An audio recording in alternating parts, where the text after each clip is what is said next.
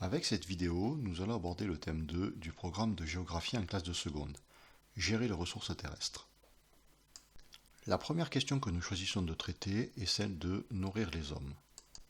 L'objectif de mieux nourrir la population mondiale est un des défis majeurs du développement durable. Aujourd'hui, sur Terre, environ 850 millions de personnes souffrent de sous-alimentation.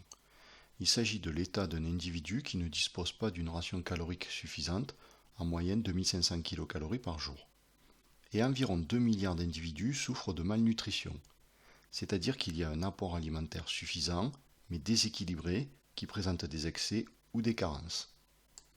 La question centrale est de savoir comment concilier hausse de la production et de la population tout en préservant les ressources.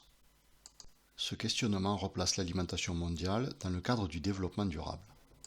L'ONU définit en 1987, dans le rapport Brundtland, le développement durable comme un développement qui répond aux besoins des générations du présent sans compromettre la capacité des générations futures de répondre aux leurs. La population mondiale continue de progresser. La Terre compte aujourd'hui 7,5 milliards d'habitants et la plupart des estimations prévoient que notre planète comptera environ 9 milliards d'habitants en 2050. Face à cette croissance de la population, la production de denrées alimentaires augmente. L'objectif est d'assurer l'alimentation de cette population. Cependant, l'accès à la nourriture est inégal suivant la région dans laquelle on se trouve. Ainsi, les pays des Suds, et notamment d'Afrique subsaharienne, sont les plus touchés par la sous-alimentation. Le problème de la malnutrition ne se retrouve pas que dans les pays des Suds.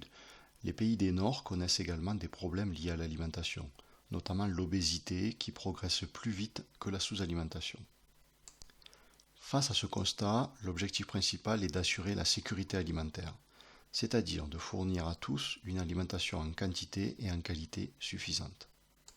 Mais les objectifs des différents acteurs de l'agriculture, tels que les FTN, firmes transnationales, des États ou des producteurs, ne sont pas les mêmes.